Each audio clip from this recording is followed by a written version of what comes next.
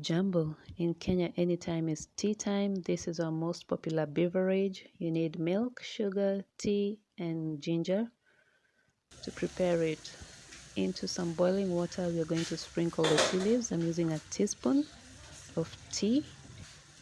You can use more if you want it more concentrated. Once that is done, we're going to add our freshly ground ginger. You could either grind it or grate it, whichever works for you.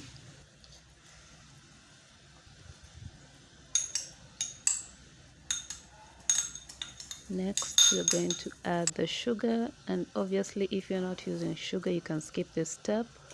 Quantity of sugar is also determined by your tastes and preference. So we'll cover that and bring it to a boil.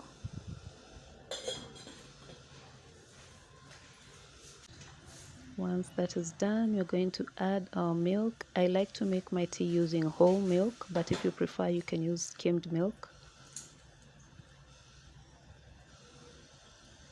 I mix it in the ratio 1:1. If you're lactose intolerant, you could do 1 part milk to 2 parts water instead.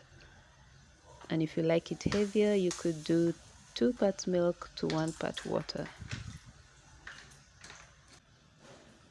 Cover that until it begins to boil.